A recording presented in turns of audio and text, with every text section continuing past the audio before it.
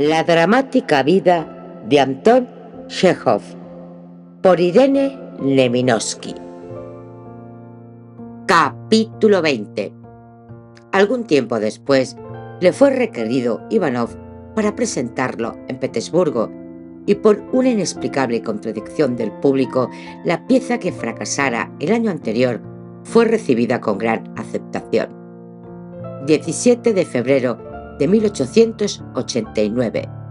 Ivanov sigue teniendo un éxito enorme, fenomenal. En Petersburgo hay ahora dos atracciones: la Friné de Semigradsky, completamente desnuda, y yo, vestido. El éxito teatral tenía algo de embriagador. Chekhov empezaba a amar el aire que se respira entre bastidores. Pasó toda la noche de Pascua con los actores borrachos. Hasta él mismo bebió. Algunos días después, 5 de marzo de 1889, anota que estuvo con unas gitanas por primera vez, según parece, lo que no deja de ser asombroso. Cantan bien esas bestias salvajes. Su canto se parece al estruendo de un tren que cayera desde lo alto de una colina durante una fuerte tormenta. Al llegar el verano, toda la familia se marchó al campo, igual que otras veces. Era raro que Chekhov se separara de los suyos. Estaba tan acostumbrado a ellos, decía, como un chichón en la frente o como a un equipaje. Pero el equipaje le salía caro. Era necesario escribir y escribir para mantener a toda esa gente. Sin embargo, Suvorine le decía a Alejandro: ¿por qué su hermano escribe tanto? Eso es muy perjudicial. Y el anciano Grigorovich, de largo pelo blanco, bigote y barba plateados, con su aspecto inocente y alegre, puro y elevado de muchacho viejo, los intelectuales de edad adoptaban gustosamente esa expresión de candor, levantaba los brazos al cielo. Prohíbanle que escriba tanto. ¿Es para ganar dinero? Encantador, Grigorovich. Chekhov lo quería mucho, lo veneraba menos que antes. Sonreía, los dejaba hablar. Papá y mamá tienen que comer. Resignadamente arrastraba tras de sí a su familia. Durante 3 veranos seguidos, los Chekhov vivieron en Babkino.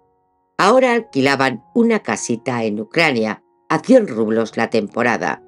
Era un pabellón construido en el fondo de un parque abandonado, a las márgenes de un río ancho y profundo. Los días de fiesta, los campesinos ucranios bajaban de sus barcas por el río y tocaban el violín. Los dueños vivían en la casa grande. La madre, una vieja mujer amable y culta, leía Schopenhauer y admiraba a Chekhov. Su hija mayor era ciega, tenía un tumor en el cerebro y sabía a ciencia cierta que su muerte estaba próxima. Soy médico, decía Chekhov, y estoy acostumbrado a la gente que pronto ha de morir. Siempre me pareció raro ver a quienes tenían los días contados sonreír o llorar delante de mí.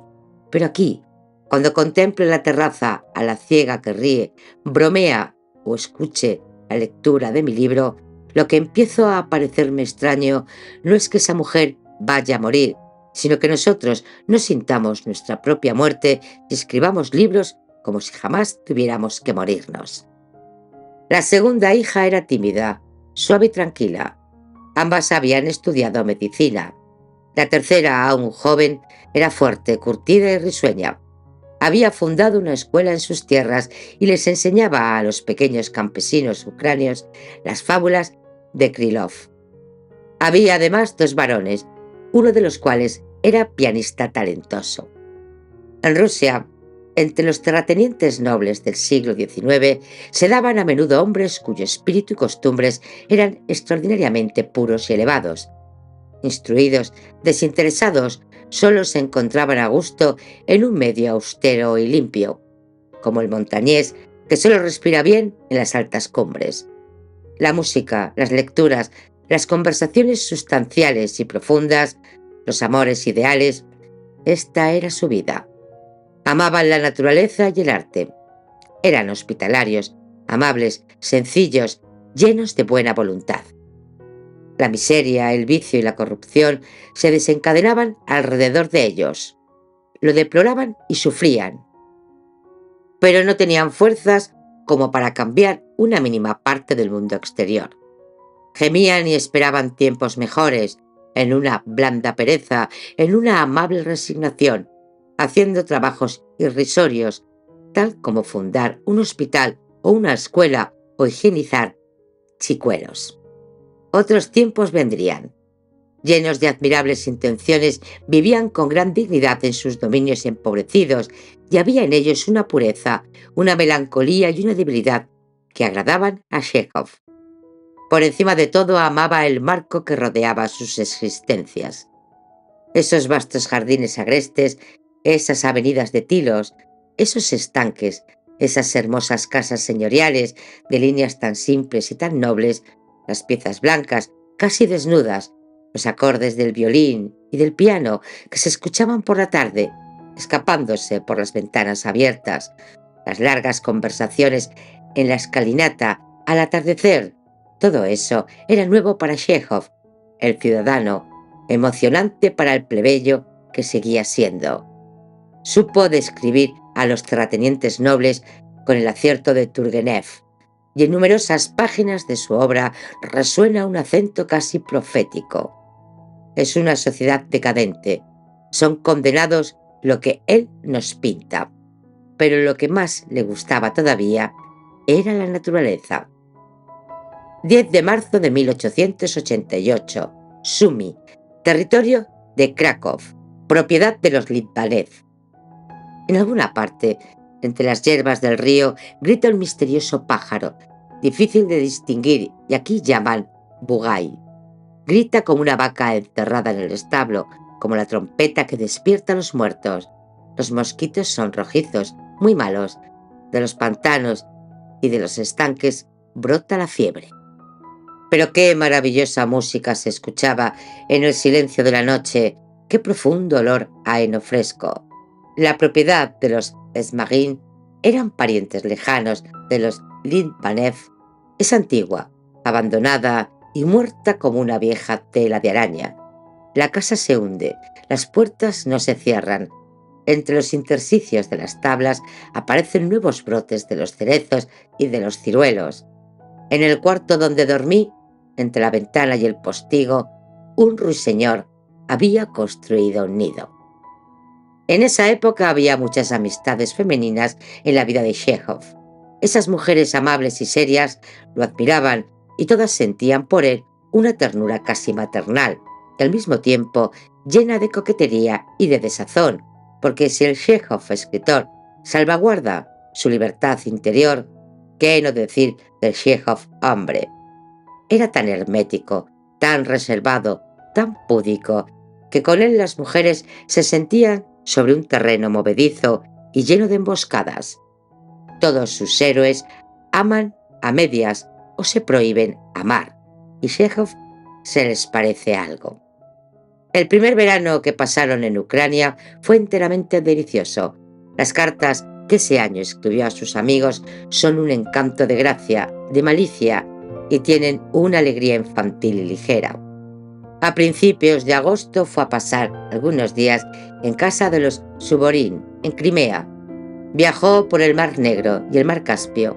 Era feliz, estaba contento, gozaba ingenuamente de su éxito.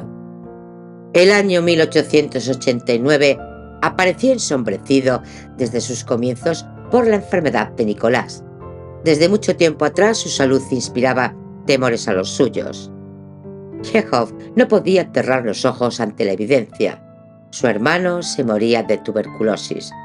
Pagaba ahora el precio de una existencia absurda, esa juventud sin calor y sin techo, en la que corría por la nieve con las botas agujereadas, la pasión por el vino, la relación degradante. Los asuntos del pintor van mal. Los días son cálidos. Toma mucha leche, pero la temperatura es la misma. El peso disminuye cada día. La tos no lo deja descansar. Está acostado en su cuarto. Sale por media hora, duerme mucho y delira en sueños. 4 de junio de 1889. Se acercaba al final. Chekhov, médico, encontraba en sí mismo los alarmantes síntomas de la enfermedad de Nicolás. Había tenido una segunda hemorragia muy fuerte en 1886. Cada invierno, otoño y primavera, y cada día húmedo del verano, yo toso. Pero eso me da miedo solamente cuando veo sangre.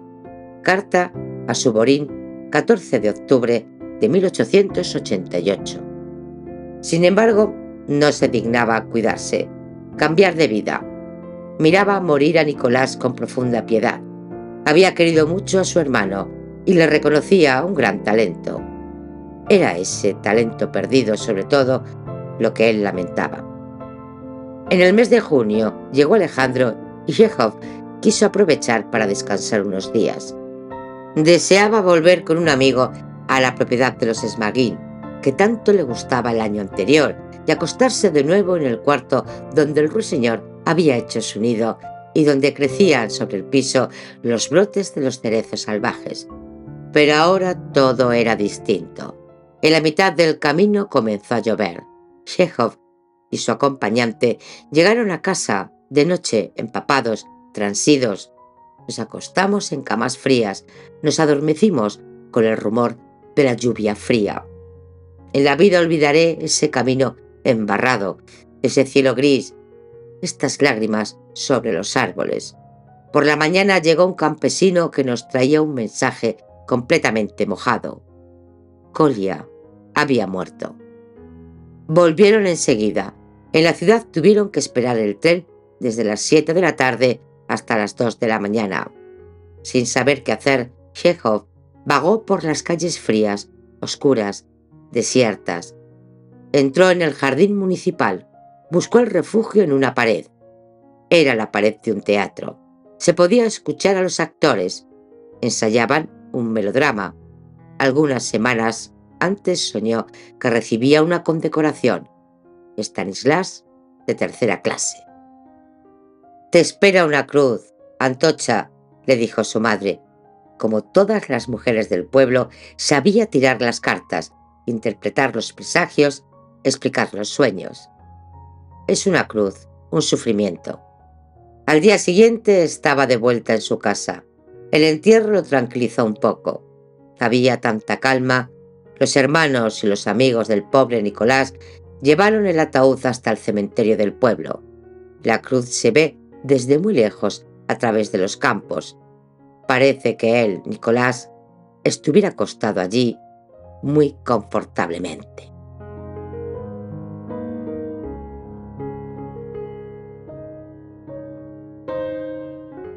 Capítulo 21.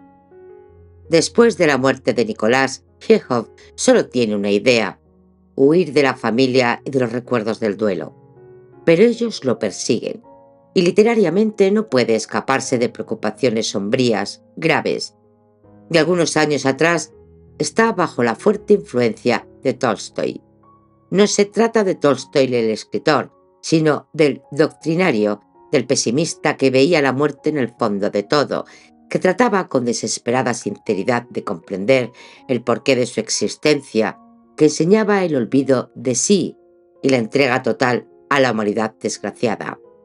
En una serie de obras, Las buenas gentes y En camino, 1886, El mendigo, 1887, El encuentro, 1887, y en La historia trivial, sobre todo en 1889, esta influencia es predominante, singular y ejerce tremendo efecto en el arte de Chekhov. Por primera y última vez en su vida ve el mundo con una mirada que no es la suya. La historia trivial se parece a La muerte de Iván Ilich, pero allí donde Tolstoy logra plenamente su propósito, Chekhov, en parte, yerra el suyo. Iván Ilich es un hombre común que un buen día se enfrenta cara a cara con la muerte. Ante su aparición, contempla los años idos y comprende la inutilidad y su trágico vacío.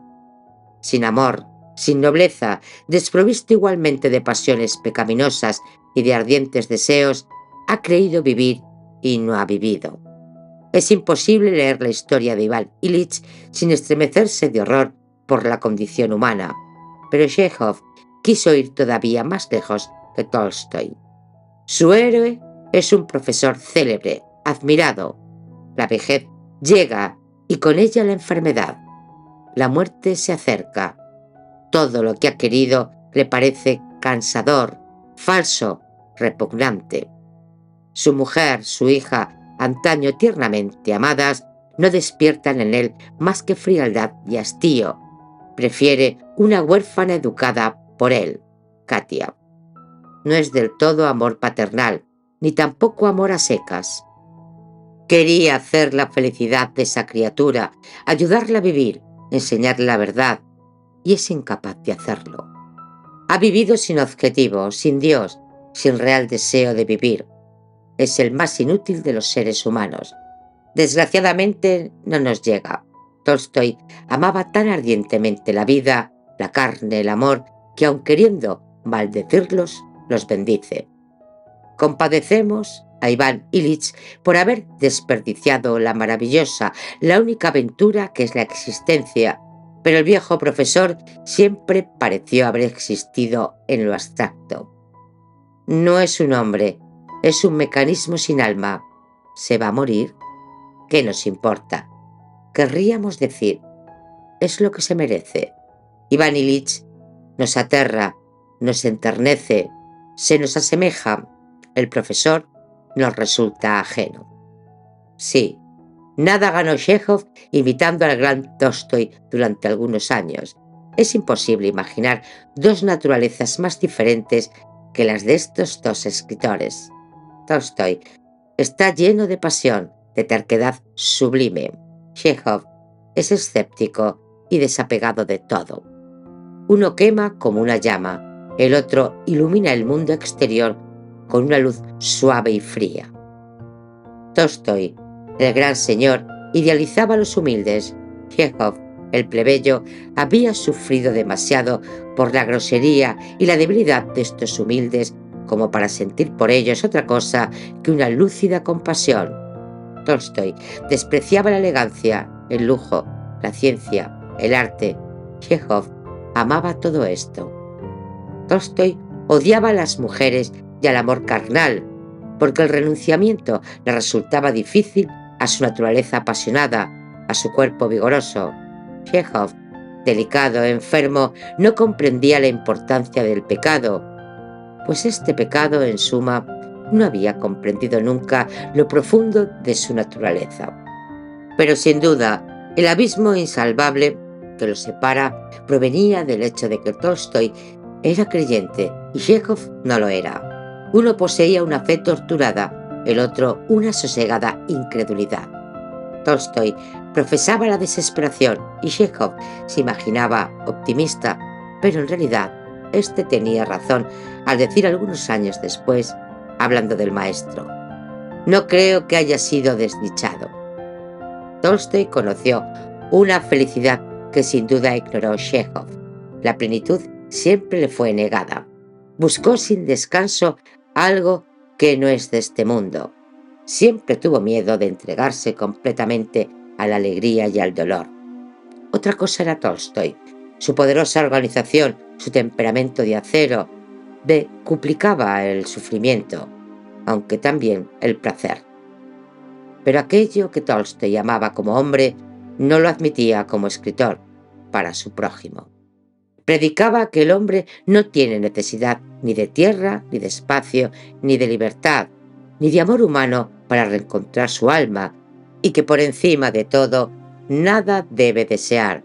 Y Chekhov, envejecido, enfermo de los pulmones, dueño de tan poca cosa en este mundo, protestaba tímidamente primero y con violencia después. Es el muerto quien no necesita nada. Al que está vivo, todo se le hace imprescindible, la tierra entera. Dios creó al hombre para que esté despierto, para que conozca la alegría y la angustia, la desgracia. Y tú no deseas nada, no eres un ser vivo, eres una piedra. El exilio. Pero en 1889 Chekhov, hastiado, desmoralizado, inquieto, desilusionado, no se ha liberado aún de la doctrina de Tolstói. De esta época son sus relatos más flojos y menos convincentes.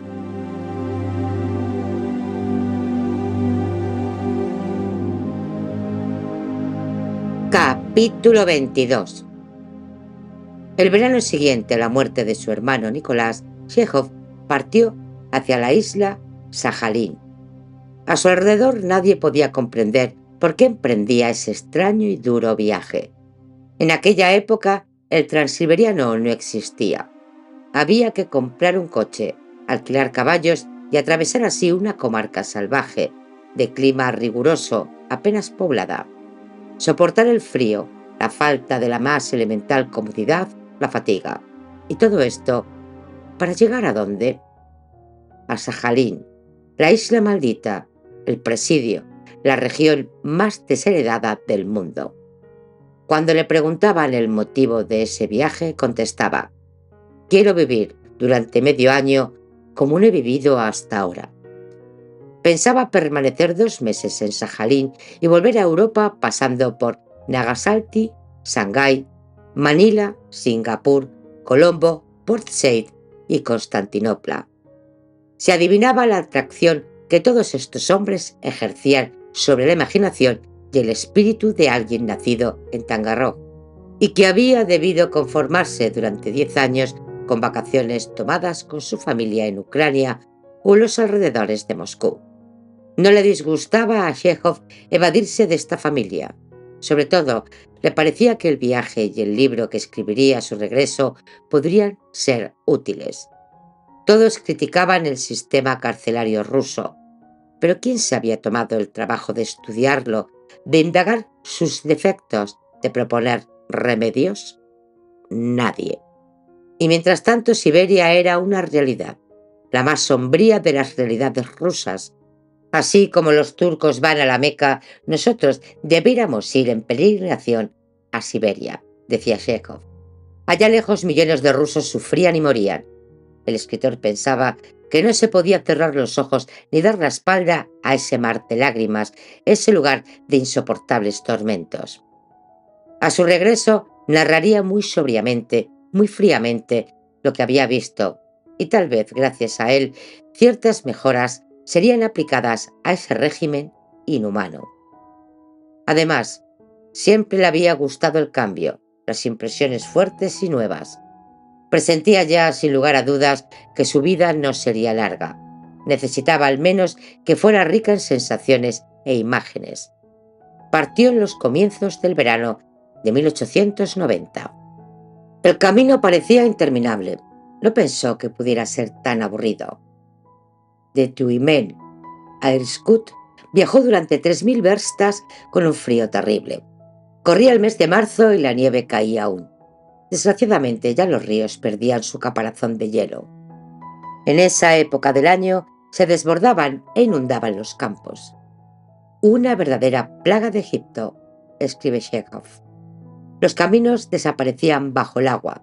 A cada rato tenían que abandonar el coche y pasar a unas barcas que corrían el riesgo de zozobrar. Hay que sentarse en la orilla durante días enteros, bajo la lluvia y el viento frío, y esperar y esperar. Entretanto, sobre el río se arrastraban bloques de hielo. El agua era turbia. Corría con un ruido extraño, como si alguien en el fondo clavara ataúdes. Estos ríos eran la pesadilla de Chekhov. De Tomsk a Krasnoyarsk no había más que nieve. Pero si ese barro espantoso del norte, en el que las ruedas se hunden, los ejes se rompen, los caballos resbalan y se caen. La comida era mala y escasa. El ruso es un cerdo. Carta a María Chekhov el 13 de junio de 1890 a orillas del lago Baikal. Si le preguntan por qué no come carne ni pescado, lo achacan a la falta de transportes, y sin embargo se encuentra vodka en los pueblos más alejados y en la cantidad que a usted le plazca. Parecería que fuera más fácil conseguir carne o pescado que vodka, más costoso y difícil de transportar. No, es mucho más interesante, sin duda, beber aguardiente que tomarse el trabajo de pescar en el lago Baikal. No se podía ni dormir en una cama, ni lavarse, ni mudarse de ropa. Pasado Krasnoyarsk, terminó el invierno. Entonces Chekhov soportó el calor, la sed, el polvo y los mosquitos. Pero la taiga, la selva sin fin, era admirable. Nadie sabía dónde terminaba. Los árboles cubrían centenares de verstas. A veces los lapones, en sus trineos tirados por renos, la atravesaban para comprar pan en los pueblos. Se divisaban senderos, pero no se sabía a dónde iban. Tal vez a una destilería clandestina de alcohol, tal vez a un campamento de presidiarios evadidos. Las aguas del lago Baikal, tan vasto que los nativos lo llamaban el mar, eran de color de turquesa y tan transparentes que se veían sus rocas y sus montañas en el fondo de un abismo prodigioso. Pero por lo demás, la naturaleza siberiana poco se diferencia exteriormente de la naturaleza rusa. Todo es común y monótono.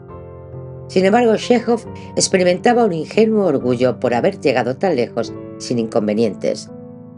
Se había sentido muy bien y de todo su equipaje solo había perdido un cortaplumas, aunque era una región en la que, según decían, los presidiarios fugitivos atacaban todos los días a los viajeros.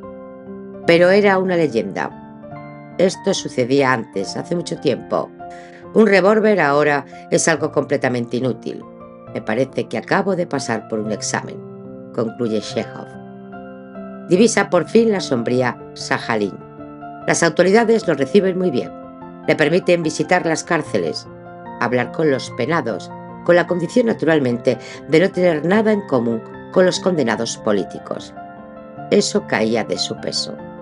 Chekhov explora la isla, penetra en el presidio, ve esas cochabas húmedas, con las paredes plagadas de insectos y unas tablas donde los presos duermen encadenados. Entran en las islas donde cohabitan en la miseria y la suciedad los antiguos penados, sus hijos y sus mujeres, a las que han hecho venir de Rusia y cuyo único medio de subsistencia es la prostitución.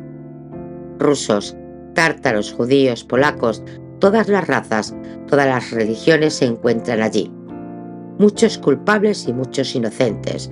Locos, borrachos que un día mataron o robaron porque habían bebido o porque estaban cegados por la ira y que ni siquiera recuerdan cuál es el crimen que están espiando. Por fin Chekhov aprende a conocer a los guardianes. Ora son brutos ignorantes, ora sádicos. A menudo, lo que es peor, son excelentes personas, llenas de buena voluntad y que nada pueden hacer por sus semejantes. Chekhov presencia las ejecuciones, las torturas, porque por cada falta aún venial siguen castigando a los hombres con el látigo. En Siberia, en la isla Sajalín, se arroja a manos llenas esa semilla de locura, de crueldad, de odio y de muerte que antes de 30 años germinará produciendo las terribles cosechas. En el relato que escribe a su vuelta se nota que Chekhov se esfuerza por permanecer tranquilo y hablar de todos esos horrores con fría lucidez, como médico. Se expresa con frases medidas, prudentes. He aquí el pasaje en el que habla de los niños de la isla. Los chiquillos siguen con mirada indiferente los presos encadenados. Juegan a los soldados y a los prisioneros. Los chiquillos de Sajalín hablan de vagabundos, de latigazos, saben lo que es el verdugo. Un día Chekhov entra en una isba donde solo encuentra a un niño de 10 años. La conversación se entabla. ¿Cómo se llama tu padre?, le pregunta. No lo sé. ¿Cómo? ¿Vives con tu padre y no sabes cómo se llama?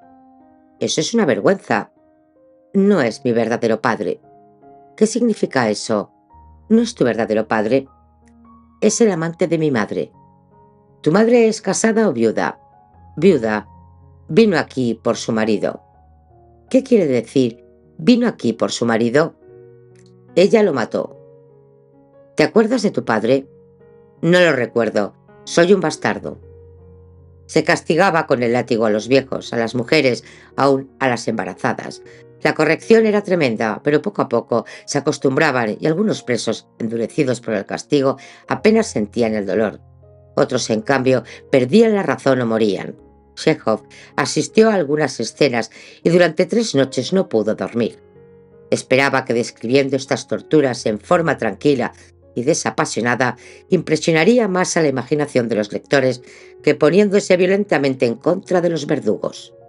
Pero el público leyó, se estremeció moderadamente y olvidó enseguida lo que había leído.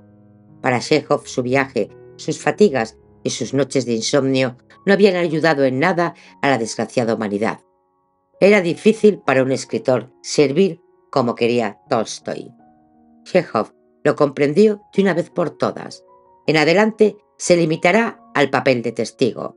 Siempre había pensado que si se habla de ladrones de caballos es inútil decir que está mal robar caballos. Ahora estaba seguro. Se había sentido bien, según él, durante su viaje por Siberia, pero tomó frío en el camino de regreso. Al llegar a Moscú estaba enfermo todavía. En la actualidad toso. Me sueno constantemente y por las tardes me siento afiebrado. Hay que cuidarse. Carta 10 de diciembre de 1890, Moscú. Estaba contento consigo mismo. Había realizado uno de sus más caros deseos, viajar fuera de Rusia, lejos de Europa. Agradezco a Dios, dice, que me ha dado la fuerza y los medios para emprender este viaje. He visto mucho y he tenido muchas experiencias. Todo es sumamente interesante y novedoso para mí. Estoy contento, satisfecho. Escribe además, y encantado hasta un punto tal que ya no desea nada y no me quejaría si fuera atacado por la parálisis o si la disentería me mandara al otro mundo. Puedo decir, yo he vivido, he estado en el infierno, Sajalín, y en el paraíso, la isla de Ceilán. Le debemos a este viaje admirables relatos. Sin duda, los más hermosos son En exilio, Los presidiarios, La noche a orillas del agua y Gusiev, esa obra maestra, La muerte de un soldado en el mar. El origen de este cuento tal vez se encuentre en el siguiente recuerdo trazado por Chekhov en su carta a Suvorov, Moscú, 9 de diciembre de 1890. En viaje hacia Singapur, arrojaron al mar 2 cadáveres. Cuando se ve al muerto enfundado en una tela, dar una voltereta y caer en el agua, y se recuerda que hay varias leguas hasta llegar al fondo, empieza uno a tener miedo y a parecerle que también morirá y lo arrojarán al agua. En el Japón se había declarado una epidemia de cólera. Chekhov no pudo hacer escala. Volvió por Hong Kong, Singapur y la India. No me acuerdo bien de Singapur porque mientras lo atravesaba estaba triste. No sé el motivo. Lloraba casi. Luego vino Ceilán, el lugar donde estaba el paraíso. Aquí en el paraíso anduve en ferrocarril más de 100 vestas y me harté de bosques de palmeras y de mujeres de bronce. Cuando tenga hijos les diré, no sin orgullo, hijos de perra, yo tuve en mis tiempos relaciones con una hindú de ojos negros. ¿Que dónde era eso? En un bosque de nueces de coco, bajo la luz de la luna. El mundo es hermoso. Una sola cosa es mala, nosotros. Este estilo, en el que se mezclan la broma, la melancolía y una resignada desilusión, es por entero de Chekhov. Se ve en sus relatos, en sus cartas y también sin duda en su alma. Es su tono inolvidable. Ya no podía quedarse quieto, ahora que había gustado el placer de los viajes prolongados.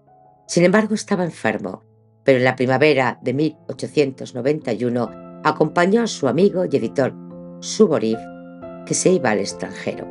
Visitó Viena, Venecia, Florencia, Roma, Nápoles, Niza y París. Nunca había estado en Europa. Al principio todo le gustaba, le encantaba. Las casas de Viena, de 6 o 7 pisos, los comercios, donde hay extraordinarios objetos de bronce, de porcelana, de cuero, las mujeres, bellas y elegantes. Nunca vi en mi vida ciudad más maravillosa que Venecia. Por la tarde, el que no está acostumbrado desfallece. Las góndolas. Hay un aire suave, tranquilo, estrellas. Un ruso pobre y humilde aquí, en este universo de riqueza, de libertad y de belleza, podría fácilmente perder la cabeza. Uno querría permanecer aquí eternamente, y cuando de pie en una iglesia se escucha el órgano, desearía hacerse católico. Dan ganas de llorar, porque en todos los rincones se escucha música y cantos magníficos. Pero al día siguiente llueve. Venecia Vela ha dejado de ser bella. Del agua fluye un melancólico hastío que da ganas de escapar corriendo hacia donde hay sol. En Roma y en Florencia los museos le aburren y le fatigan y piensa con nostalgia en Rusia y en un plato de schit con harina de cebada. En Montecarlo, con el hijo de Suborín, inventa una infalible martingala y por supuesto pierde todo el dinero que lleva consigo. Dios mío, ¿hasta qué punto es despreciable y hartante esta vida, con sus palmeras y su perfume de flores de naranjo? Me gustan el lujo y la riqueza, pero este lujo de la ruleta produce en mí la impresión de un magnífico VC. En suma, Roma se parece a Cracov y Nápoles es sucio. Carta a María Chekhov. No obstante, París le agrada. Los franceses son un pueblo excelente, pero estaba cansado y quería volver a casa. Por momentos deseaba un escenario, un paisaje nuevo, como se puede desear a una mujer. Pero pronto se fatigaba. Buscaba de nuevo otra cosa, otros cielos. Llevaba con él un dije con esta inscripción: para aquel que está solo, el mundo entero es un desierto. Él había recorrido ese desierto en todas direcciones, ya soñando con Oriente, ya con Italia, y cuando estaba en Singapur o en Venecia, extrañaba Moscú, donde escupía sangre. Se estaba poniendo viejo.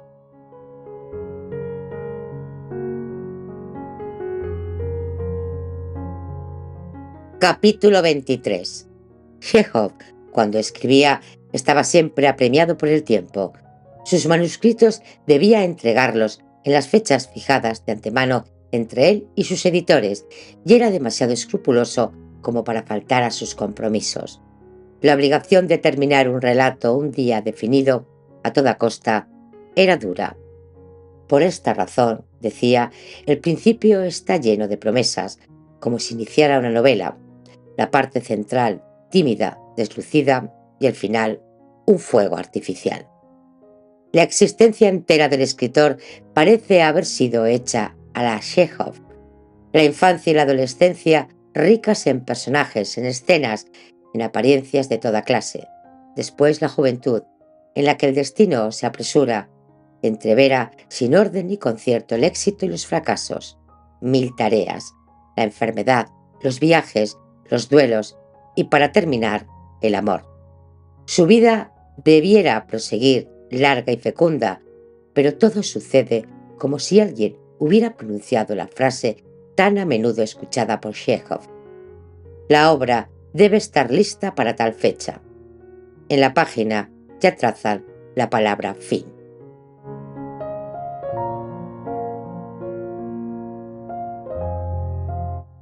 Capítulo 24. Cuando los críticos rusos querían complacer a Chekhov, comparaban sus cuentos con los de Maupassant. Maupassant era un artista maravilloso, injustamente desacreditado hoy, pero tenemos que admitir que sus relatos parecen a menudo impecables mecanismos, mientras que los cuentos de Chekhov son seres vivos, con los defectos y las cualidades de los seres vivos, la imperfección humana y la misteriosa vibración de la vida. Edmond Joulaux ha dicho con toda exactitud que los mejores cuentos de Maupassant se malogran por su carácter anecdótico, forzado, apuntan a un objetivo, a un resultado. La última frase penetra como una flecha en la mente del lector. Chekhov quiere dejar una impresión análoga a la que produce la música. Sus cuentos terminan en tono mayor o en tono menor, mediante una especie de eco límpido y sonoro. Maupassant, Mérimée y otros más ponen de relieve en sus cuentos un episodio, un acontecimiento único. La multiplicidad de los personajes y de las escenas pertenece a la novela. Esto parece ilógico. De hecho, es arbitrario, como la mayor parte de las reglas artísticas. Cuando en un cuento o en una novela pasa a primer plano un personaje o un hecho, la historia se empobrece. La complejidad, la belleza, la profundidad de lo real depende de los numerosos lazos que van de uno a otro hombre, de una a otra existencia, de una alegría a un dolor. Chekhov Trata de encerrar mucha experiencia humana en un número restringido de páginas. Las comadres, por ejemplo, contienen el relato de una aventura romántica, en sí misma significativa y trágica. Un comerciante se detiene por azar a la entrada de una posada y cuenta cómo en otro tiempo una mujer lo amó y se vio empujada al crimen por ese amor. La conversación entre mercaderes y campesinos finaliza. Él se marcha. Las mujeres nunca volverán a verlo, pero sus palabras iluminan lo que hasta el momento permanecía informulado, tenebroso en el fondo de sus almas. La pasión, el odio, la desesperación. El amor del comerciante no es un fenómeno aislado. Está enlazado con todo un conjunto de amores y de aventuras. Aquí abajo, todo influye sobre todo. En Misión no es más que el relato de una noche pasada en una isla, al lado del cuerpo de un suicida, noche que termina en casa de unos amigos, en un cuarto confortable y cálido, mientras fuera gime la tempestad de la nieve. Se diría que el lector está entre dos puertas. Una se abre hacia un mundo de alegría y despreocupación, la otra hacia un universo espantoso y sórdido. Ni censuras ni alabanzas. Así es, y nada más, y es la verdad. He aquí el estudiante. Un muchacho, una noche primaveral, mientras se calienta al lado del fuego, les habla a dos campesinas de la muerte de Jesús. Después se separan. La impresión que deja esta narración es la de un acorde musical, extraordinariamente tierno y puro. Entrevemos la vida del estudiante, de las pobres mujeres, y escuchamos como un eco el rumor de las generaciones idas. Apenas 3 páginas y tienen más contenido y resonancia que una novela larga. Cuando no obstante Chekhov distingue un personaje entre la multitud, jamás elige para hablarnos de él uno de sus momentos de crisis. Alguien siguió este ejemplo de manera incomparable, Catherine Mansfield. Sin lugar a dudas es Chekhov quien le enseñó el secreto, elegir lo cotidiano, lo común y no lo excepcional. He aquí Vanka, un chiquillo aprendiz de zapatero que le escribe a su abuelo que está en el pueblo. Para Vanka es un día cualquiera, ni mejor ni peor que los otros, y esto es, tal vez, lo que nos llega tanto. Y el admirable Tosca, la nostalgia. Un cochero perdió a su hijo. No puede hablar con nadie de esta muerte. Termina por contársela a su caballo. Ningún acontecimiento, ni siquiera el menor hecho. Todo un destino espantoso. Ahora bien, la realidad, salvo en tiempos excepcionales, no es rica en sucesos. El lector reconoce la medianía de estas existencias en esos días monótonos y sin brillo. Se reconoce y se encuentra, pues demasiado a menudo surge dentro de sí, en los momentos de crisis, un ser que no es el suyo. Solo es él, realmente, en el sosiego y el aburrimiento. Finalmente, aunque Chekhov nos muestra a un hombre durante media página, consigue hacernos percibir su vida interior. Maupassant y Marimé nos pinta una pasión, un rasgo de carácter, y con eso se contentan. Recordemos a la heroína de El aderezo. Es una jovencita coqueta y nada más. Tomemos ahora a Falcón. Es un corso que tiene sentido del honor.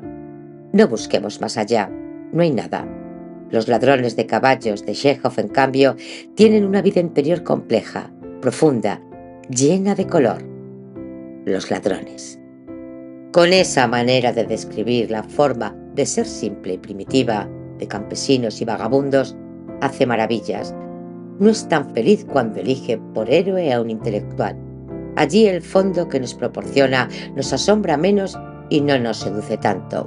En Una historia trivial, en El duelo o en Los vecinos, los personajes son hombres instruidos, mujeres cultivadas. Con frecuencia, la profundidad de sus conversaciones es solo aparente y sus deseos, sus ensueños son imaginarios, no reales.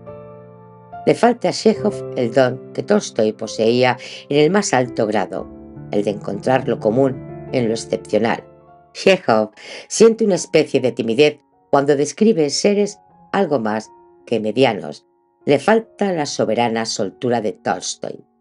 Los relatos de Chekhov son tristes.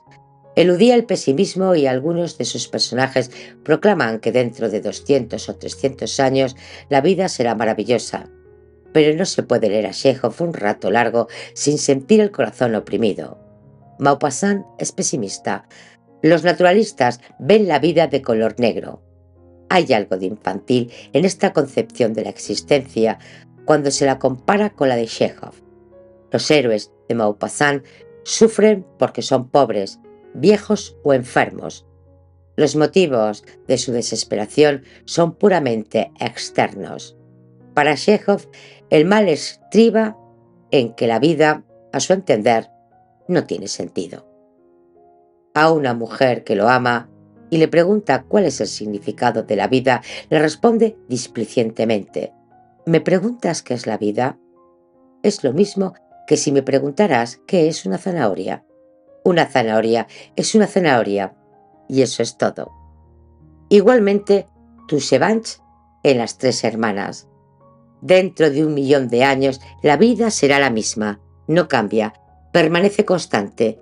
La vida sigue sus propias leyes, aunque nosotros las desconozcamos o no sepamos qué hacer con ellas. Los pájaros, las cigüeñas, por ejemplo, vuelan y vuelan, y cualquiera que sea el tamaño de los pensamientos que pasen por sus cabezas, seguirán volando ignorando el porqué y la dirección de su vuelo. Vuelan y volarán, por más filósofos que haya entre ellas, y que filosofeen cuanto quieran con tal que las cigüeñas vuelen. Macha. De todos modos, hay un sentido. Tushevach. Un sentido. Mirad la nieve que cae. ¿Qué sentido? Un severo desencanto impregna cada línea de sus obras, a veces a pesar suyo, y les da un tono particular, lúcido, suave, tranquilo. Chekhov se preocupaba por los menores detalles del estilo y de la composición de sus trabajos. Para comprender el duro trabajo de perfeccionamiento que tuvo que hacer consigo mismo, hay que releer sus primeros relatos y los de los últimos años. ¡Qué diferencia! Hacia el fin de su vida no escribía, dibujaba cuentos. Sobre todo meditaba sin cesar sobre su arte.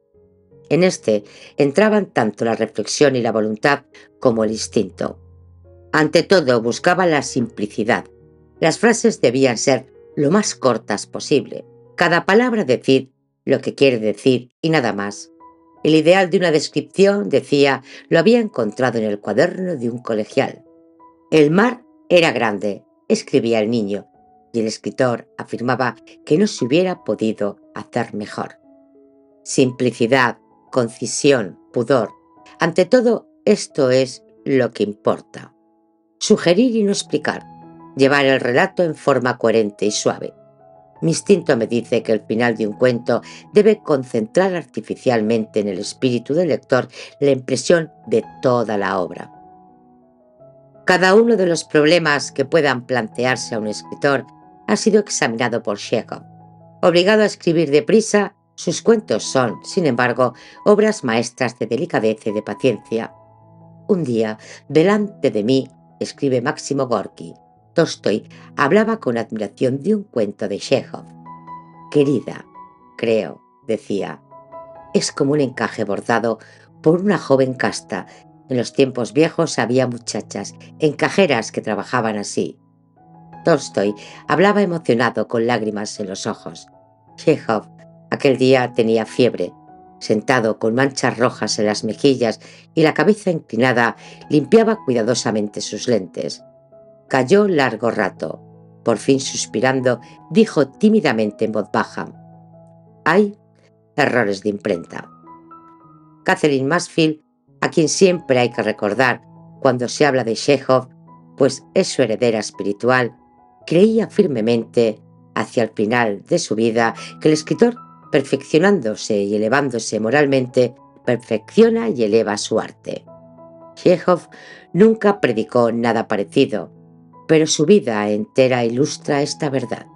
Las cualidades de Chekhov, hombre, su modestia, su probidad, su simplismo, su incesante esfuerzo por disciplinarse, por pulirse, amar a su prójimo para soportar la enfermedad y los disgustos y esperar la muerte con dignidad y sin miedo, se reflejan en la obra de Chekhov, escritor. Él, que afirmaba tristemente que la vida no tiene sentido, consiguió dar a la suya un significado muy hermoso y muy profundo.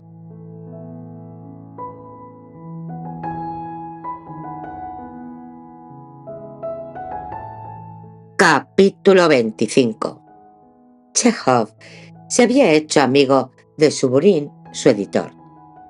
Curioso personaje este Suvorín, uno de los hombres más aborrecidos de su tiempo, pues era reaccionario y sobre todo oportunista. Pero al parecer Suvorín valía más que su reputación. Se llega a esta conclusión leyendo las memorias que dejó y que, si bien no estaban destinadas al público, llegaron a este por una serie de circunstancias casuales.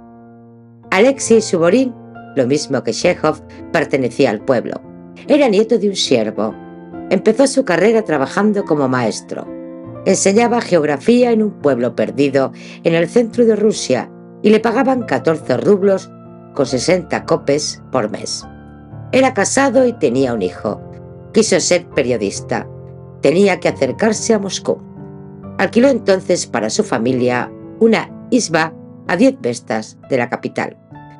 Cuando su mujer iba a Moscú tenía que hacerlo a pie, y para cuidar sus zapatos se los sacaba y los llevaba en la mano, caminando por el polvo con los pies descalzos. Poco tiempo después, Suvorín quiso probar fortuna en Petersburgo. Para el viaje tuvo que pedir prestado un sobretodo a un amigo. Lo nombraron secretario en la redacción de un periódico.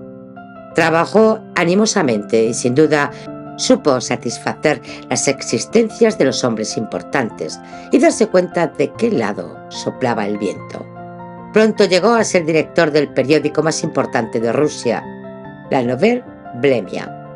Grandes editoriales le pertenecían. Por fin los kioscos de periódicos en todas las líneas de ferrocarril estaban en sus manos y le proporcionaban enormes ganancias. Los envidiosos, basándose en su agudeza, le pusieron por sobrenombre ¿qué desea el señor? Pues en todo se esforzaba por compartir el mismo punto de vista del gobierno y éste le pagaba continuamente con nuevos favores. Pero en las páginas de su diario, que editado por el Soviet ha llegado hasta nosotros, se puede ver lo que realmente pensaba sobre los acontecimientos y los dirigentes rusos de aquel entonces, y su juicio no es indulgente. Chekhov lo estimaba por su buen gusto literario, su ingenio y su intuición, y él también admiraba a Chekhov sin reservas. Se entendían muy bien. A menudo viajaban juntos y tenían las mismas inclinaciones por los libros, la pesca, los espectáculos y hasta por los cementerios. 23 de marzo de 1896. Hoy es Sábado Santo. He ido con Chekhov a la tumba de Gordonov. Abrimos el farol que está sobre la cruz. Sacamos la lamparilla y la encendimos. Yo dije: Cristo ha resucitado. Iván Fedorovich. Memorias de Suvorín. Después de haber felicitado al muerto, Chekhov y Suvorín prosiguieron su camino a través del cementerio. Suvorín observó que las tumbas estaban muy cerca del Neva. Seguramente a él, Suvorín, lo enterrarían allí. Entonces mi alma, dijo, saldrá del ataúd y por debajo de la tierra irá hasta el río. Allí, cuando encuentre algún pescado, entrará en él y nadará en él. Chekhov lo escuchaba con la mayor seriedad, mientras tironeaba pensativamente su pequeña barba descolorida. Había cambiado y envejecido mucho estos últimos años. Su cuerpo era flaco y endeble, sus grandes manos secas y ardientes por la fiebre. Llevaba sus lentes, algunas arrugas aparecían en su rostro cansado. Se parecía, dice Kupline, a un médico de campo o a un maestro de provincias. A primera vista parecía completamente simple, pero luego se veía el más hermoso, el más fino, el más inspirado de los semblantes humanos. Juntos, Chekhov y Suvorín vieron las fiestas de la coronación, los días de esta coronación, escribe en su diario Suvorín, con singular acento profético, son claros y ardientes. Y el reinado será ardiente. ¿Qué se quemará? ¿Y quién? Memorias de Suvorín. Ambos tenían pasión por el teatro. Suvorín tenía veleidades del autor dramático. Se quejaba a veces del ambiente de teatro, que según decía, lo abrumaba. Sin embargo, agregaba: no puedo dejarlo, hay algo allí dentro que me atrae. En cuanto a Chekhov, encontraba en el trato con los actores, en el aire polvoriento de entre bastidores, algo de calor y la vida que siempre le faltaron. El teatro era para los dos amigos un gran consuelo. Por fin, ambos experimentaron cierto desdén hacia los hombres, cínico por parte de Suvorín, tierno y desilusionado por parte de Chekhov. A su vuelta de Oriente, Chekhov había encontrado a su alrededor una singular atmósfera de indefinida malevolencia. Me atiborran con cenas, me cantan ditirrambos y al mismo tiempo están dispuestos a devorarme. ¿Por qué? El diablo lo sabe. Si me pegara un tiro, les daría un gran gusto a las 3/4 partes de mis amigos y admiradores. Esta malevolencia tenía múltiples causas. Lo habían amado mucho a Chekhov. Se habían cansado de amarlo. Le tenían envidia. Había llegado tan joven a la celebridad. Algunos críticos le reprochaban con acritud que se creyera un genio cuando solo era un joven literario con suerte. El odio que Suvorín inspiraba a algunos recaía también sobre Chekhov. Por todos lados lo acosaban para que renunciara a esa amistad y, naturalmente, más afecto le tomaba. Esa frialdad, esa injusticia del público y de los críticos, Chekhov decía de estos últimos, no son hombres, sino una especie de moho. Esa sensación de soledad, de incomprensión, terminaban de madurar al escritor. Su independencia espiritual se tornaba más huraña. Se levantaba ahora contra el propio Tolstói. La admirable La Sala número 6 data de 1892 y señala el momento en que Chekhov rechaza definitivamente la influencia de Tolstói. Nunca dejará de venerar al artista y amar al hombre, de considerarlo como el más grande, pero interiormente ya no le obedecerá jamás. No idealizará al pueblo. Corre en mí la sangre de un mújic, y las virtudes del mújic no me asombran. Es médico y como tal no puede despreciar la ciencia y el progreso, como lo hiciera Tolstói. Le parece que el hombre que supo utilizar el vapor de agua ha trabajado más en favor de la humanidad que si hubiera rehusado comer carne o si hubiera sido casto. Principalmente ya no estaba de acuerdo con la teoría del perfeccionamiento interior, que era para Tolstói la única panacea. La parte de Rusia que acababa de visitar, de Moscú a Sajalín, la Europa occidental que él admiraba, lo que veía a su alrededor y dentro de sí, todo le decía que la vida rusa era mala, que había que modificarla, trastornando todo si fuera necesario, pero no hundirse en una especie de nirvana, en una inútil contemplación de su propia alma. El argumento de La Sala número 6 es conocido. En un hospital de provincias, sucio, sombrío, en donde reina un enfermero borracho y brutal, el médico deja que las cosas sigan su curso. Afirma a sus enfermos que ahí abajo todo es relativo, que la desgracia es igual para el que vive en la riqueza como para el que se muere de hambre, que se puede ser tan libre en el rincón de una celda como en la estepa, tan dichoso en una cama de hospital como en un palacio. Son hermosas, consoladoras palabras, pero un día el propio médico cae enfermo, lo declaran loco y lo encierran. El enfermero le pega, sufre, entonces comprende, demasiado tarde, lo que otros han sufrido por su culpa. Toda Rusia interpretó el símbolo a su manera. La sala número 6, con sus ventanas enrejadas, era el imperio. Al brutal enfermero era fácil darle un nombre. El médico sin valor ni voluntad era la inteligencia en su totalidad. ¿Era realmente esto lo que Chekhov quiso dar a entender cuando escribió La Sala número 6? ¿Se impugnaba la doctrina de Tolstói o criticaba abiertamente el régimen? ¿O aún más profundamente a toda la condición humana? ¿O se limitaba a trazar un retrato verídico y preciso sin darle un sentido? No se puede saber con certeza, pero el público tenía su convicción. Eso era lo esencial. La sala número 6 contribuyó mucho a la celebridad de Chekhov en Rusia. Por ella, la Unión de Repúblicas Soviéticas lo reivindica como suyo y afirma que de haber vivido hubiera pertenecido al marxismo. La gloria póstuma tiene estas sorpresas. Él, sin embargo, no era feliz. No se sentía querido ni comprendido. Le parecía que su vida era inútil. Decía suspirando: ¿escribir para qué?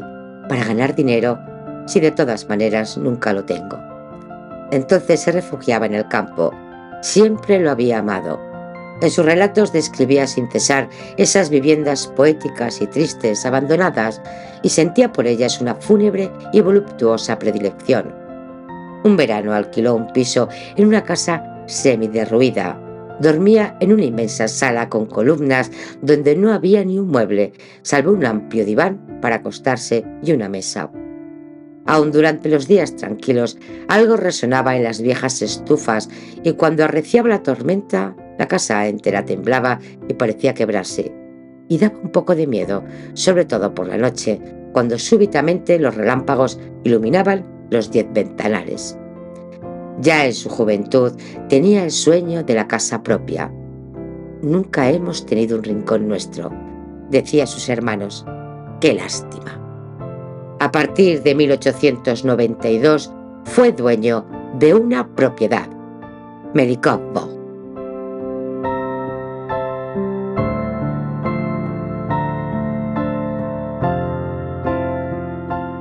Capítulo 26. Tolstói predicaba que la propiedad es un mal, pero qué alegría para Chekhov ser propietario, no tener que pagar alquiler. Eso solo era embriagador. Cuando se instalaron los Chekhov en Melikovo, estaba cubierto de nieve y de hielo. La casa, construida en el centro de un gran espacio desierto, parecía abandonada en el medio de una pequeña Siberia. La familia estaba desilusionada. Nadie comprendía la dicha de Antón, pero desde mucho tiempo atrás habían renunciado a entenderlo. Él estaba satisfecho con esa casa aislada, ese tranquilo escritorio con 3 grandes ventanas. Se levantaba muy temprano, trabajaba no solo intelectualmente, sino físicamente, y esto era nuevo y delicioso para él. Limpiaba el patio, arrojaba en el estanque la nieve espesa, rompía el hielo. En este patio trazaría un jardín, plantaría árboles frutales, lo adornaría con rosas. Sus 2 infelices hermanos mayores tenían el don de estropear y perturbar todo alrededor de ellos. En cambio, a Antón Pavlovich lo empujaba una fuerza opuesta: embellecer, edificar, enaltecer. El que tanto había sufrido por el desorden ajeno instauró en su vida y en la de los suyos una disciplina estricta, casi monacal. Se despertaba a las 4 de la mañana, se paseaba largamente por el jardín, que gracias a sus cuidados adquiría forma y vida. Lo acompañaban sus 2 perros, Bromuro y Quinina, 2 salchichas, de patas torcidas, cuello largo y extraordinaria inteligencia. Almorzaban a las 12. Enseguida hacían la siesta, luego escribía hasta las últimas horas de la tarde.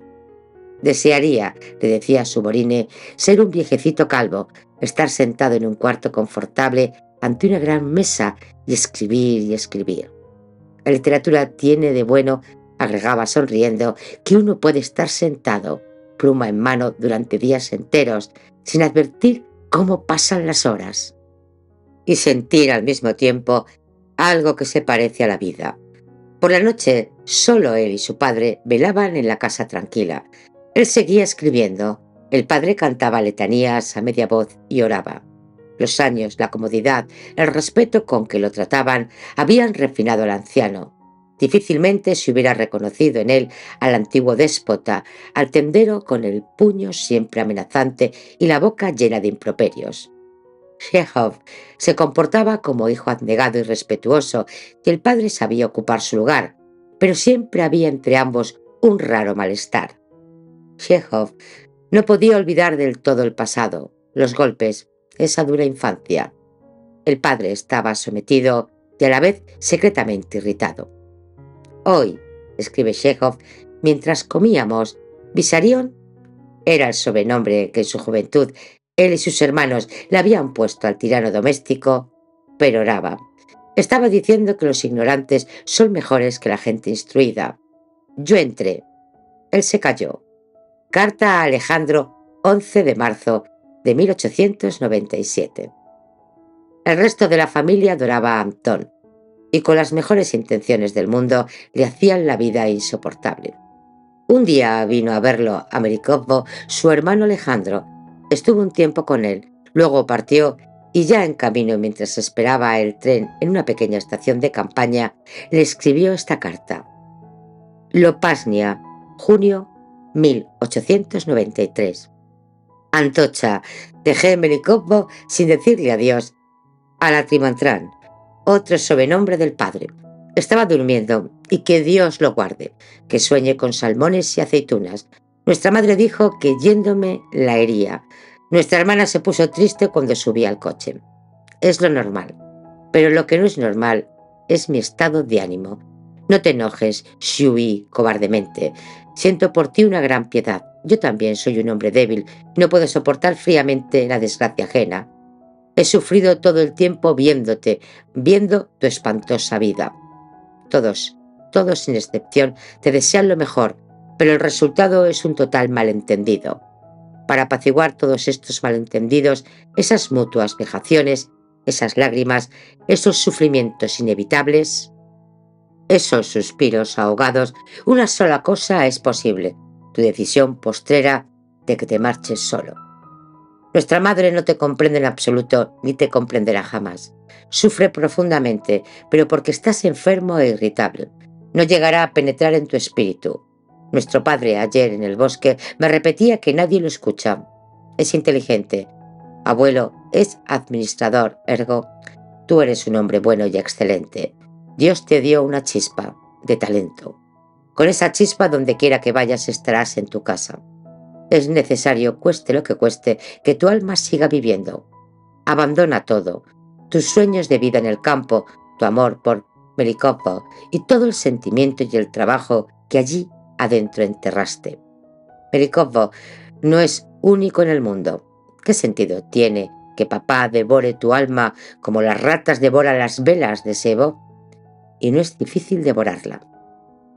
De niño, Antón había conseguido salvaguardar su libertad interior, su alma viviente, mediante el ensueño, el silencio y una suave e irónica resignación.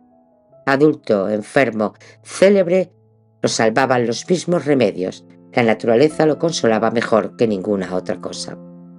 Cuando veo la primavera, le escribe a su Borín, deseo que en el otro mundo haya un paraíso. 17 de marzo de 1892. Pasaba largas horas pescando con su caña a orillas del estanque. Un día, una visita observó estupefacta que en el estanque no había un solo pez, pero Chekhov estaba tranquilo. Lo que más le llamaba la atención a los que lo veían por primera vez era su singular calma. Sus movimientos eran suaves y leves, su conversación simple y concisa, su voz fría, pero su sonrisa seguía siendo la de un niño. Recuerdos de Bunine.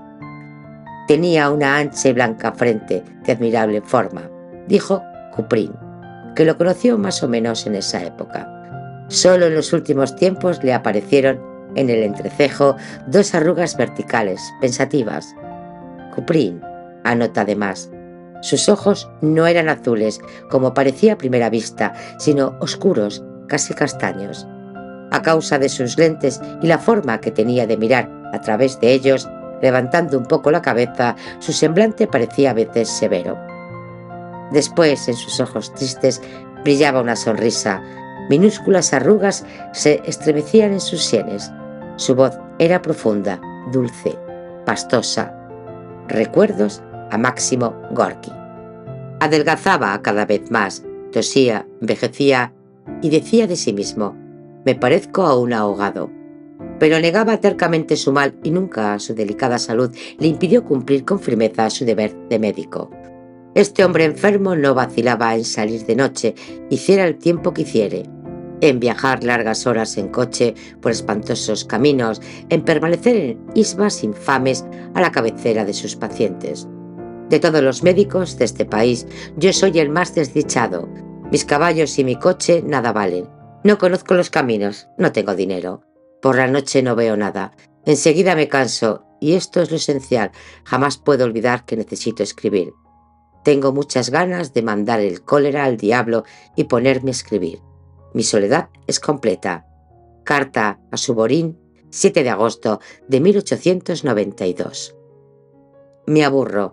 No ser dueño de sí mismo, no pensar más que en diarreas, sobresaltarse por la noche cuando los perros ladran y cuando golpean el portón. ¿No vienen a buscarme? Viajar con caballos malos por caminos desconocidos, leer solamente libros sobre el cólera, no esperar más que el cólera y al mismo tiempo ser completamente indiferente a esta enfermedad y a la gente a quien se es útil. Suspiraba aún. Carta a Suborín, 16 de agosto 1892. Pero el médico no hubiera pensado ni por un instante en faltar a su deber. Escritor encontraba su alimento en el espectáculo de esas vidas miserables. Adelgazaba más y más, escupía sangre.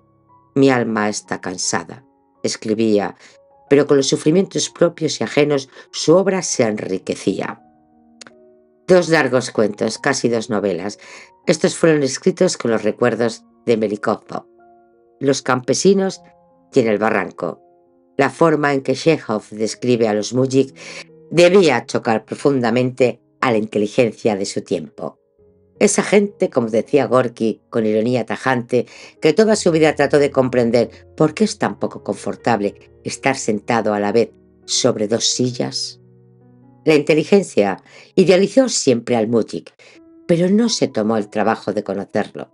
Permanecer en una isba, respirar el asqueroso olor del campesino, hablar con él, observar cómo vivía, cómo amaba, cómo trataba a su mujer y a sus hijos, todo esto no les importaba ni un ápice a los rusos cultivados, pero repetían como loros lo que les había enseñado Tolstoy y Turgenev. El mújik es bueno, es un santo.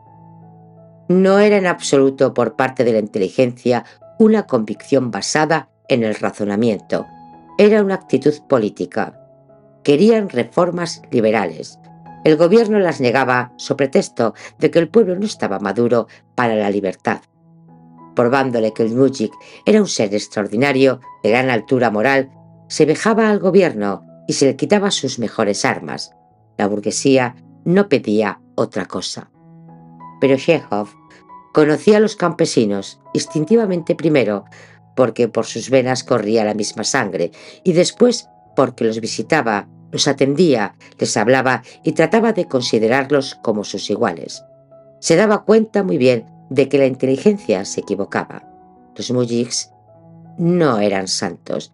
Había entre ellos naturalezas suaves, resignadas, eternas víctimas como Lina, en el barranco, como Olga, de los campesinos, pero en conjunto, qué dureza, qué bestialidad, qué vida feroz y miserable.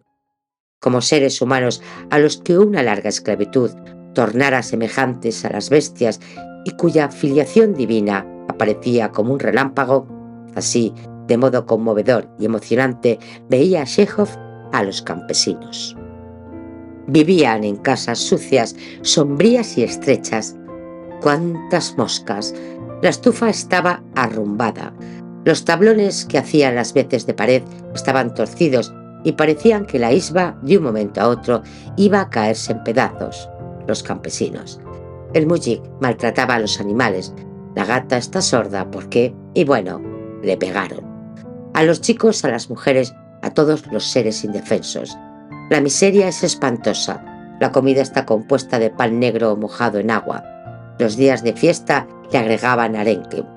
Su única pasión era emborracharse cuando se es pobre, continuar enriqueciéndose cuando se es rico, y entonces ante nada se detiene.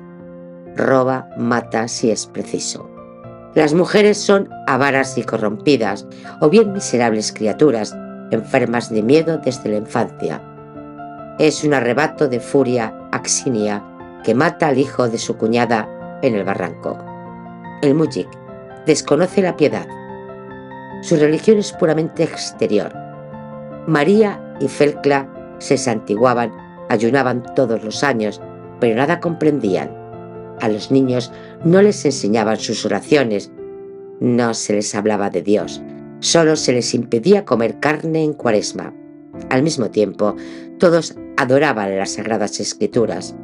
Las amaban tierna y respetuosamente, pero no existían libros, nadie podía leer. Los campesinos. Cuando los padres y ancianos se enfermaban, sus hijos les decían que habían vivido demasiado, que ya era hora de que murieran. El muyik se sentía abandonado por todos. Nadie lo ayudaba ni lo aconsejaba.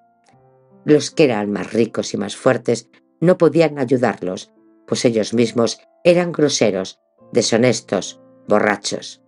Los campesinos. «Pobreza, pobreza», exclamaba Chekhov.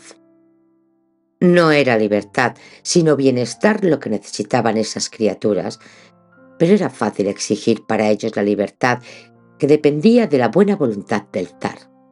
En cambio, para darle bienestar al campesino hubiera sido preciso tocar los privilegios de la clase rica, y esto nadie lo deseaba. Por tal motivo, el público instruido no leía con placer los relatos campesinos de Chekhov.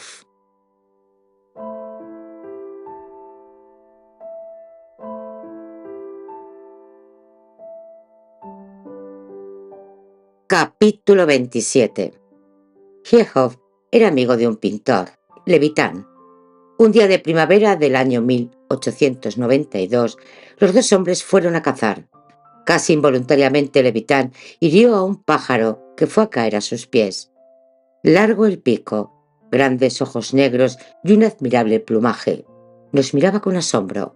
Escribe Chekhov, ¿qué hacer? Levitan hace una mueca, cierra los ojos y suplica con voz temblorosa.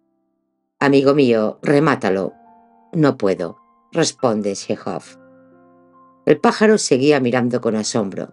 Por fin Chekhov lo mató. Otra bella y amorosa criatura que desaparece y dos imbéciles que vuelven a la casa y se sientan a comer. 18 de abril de 1892. Había mucha gente en el campo aquel año. Música, largos paseos por la orilla del estanque, noches tibias, muchachas enamoradas. La atmósfera de esa primavera, ese hermoso jardín, esas noches de luna, la muerte del pájaro inocente, todo esto se encuentra en la pieza que Chekhov escribió algún día, tiempo después, La gaviota.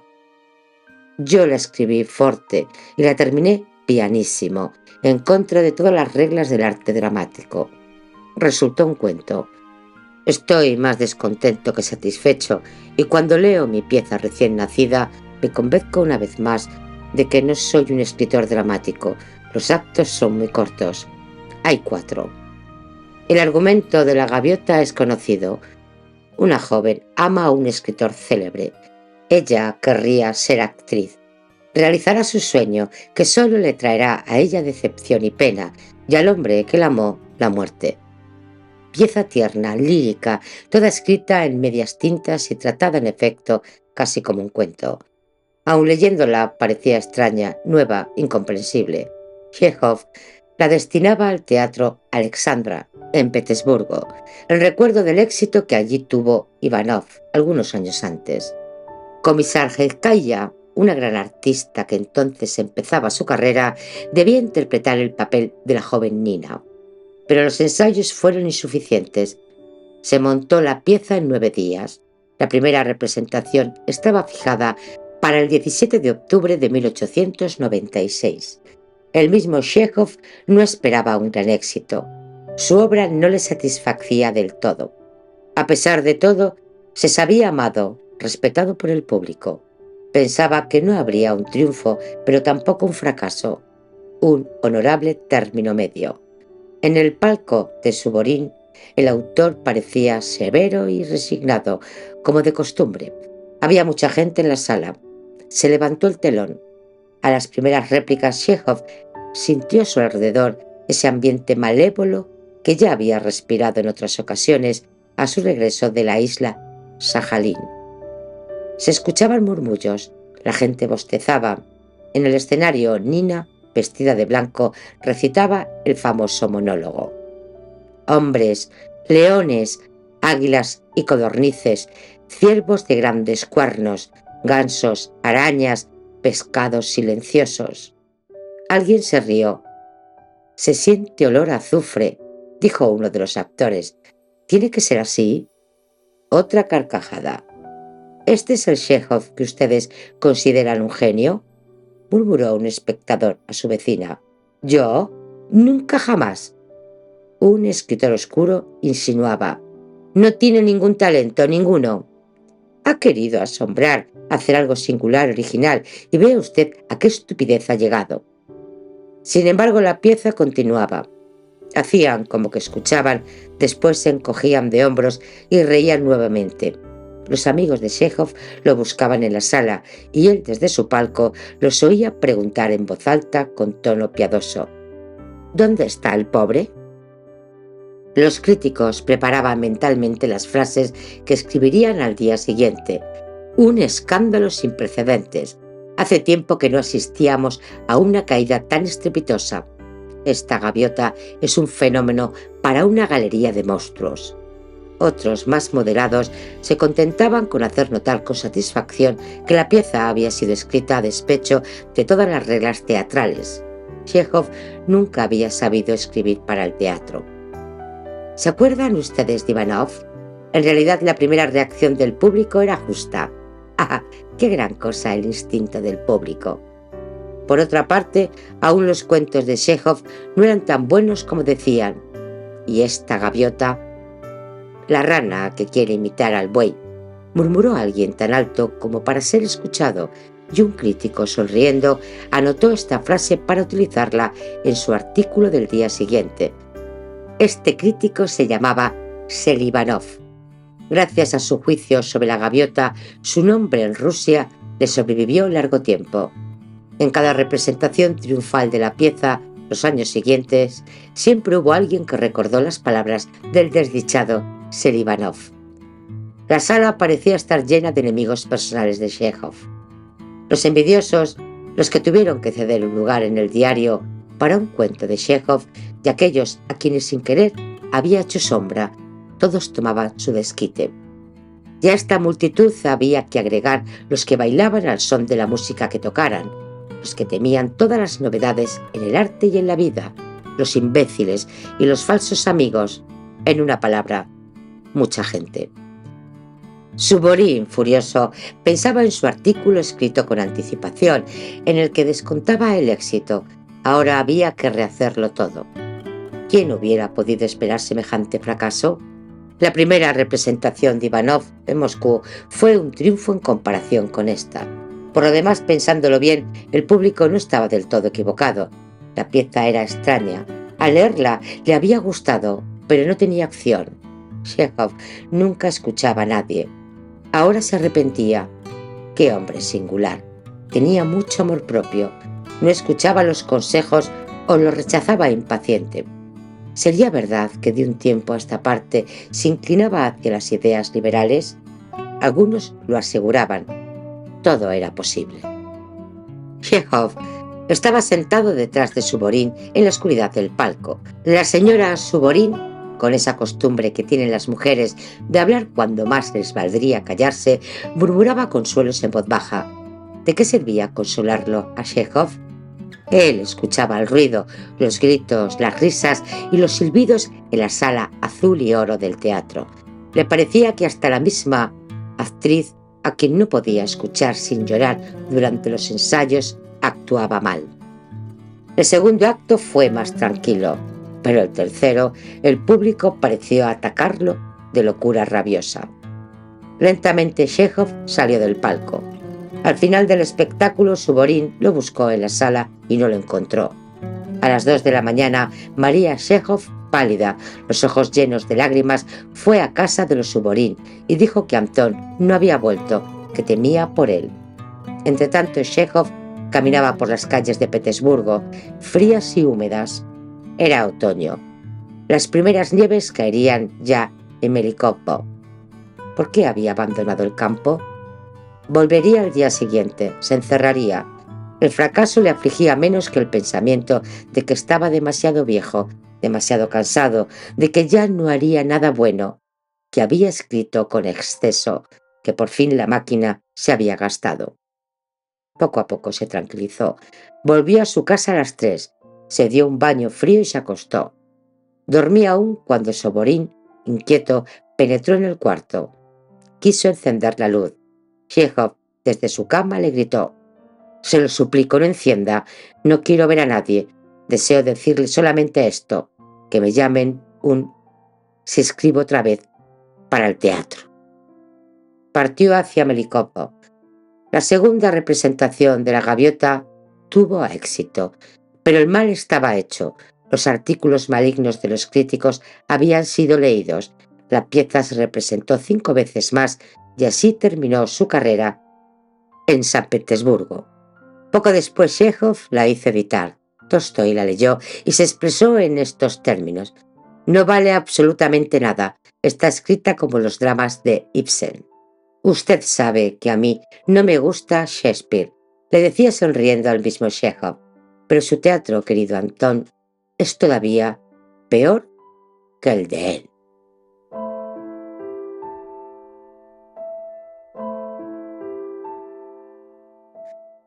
Capítulo 28. En el campo Chekhov cuidaba de los campesinos, se ocupaba de ellos, creaba escuelas, mejoraba los caminos. Pero en Rusia un hombre inteligente no podía sentirse satisfecho de su actividad, por más grande y beneficiosa que fuera. El país era demasiado vasto, la miseria demasiado profunda. Eso desanimaba a cualquiera. ¿De qué sirve lavar y curar un rasguño en un cuerpo cubierto de llagas mortales? Se salvaba a algunas decenas de seres humanos y morían millares. ¿Qué significaba un camino en el inmenso imperio?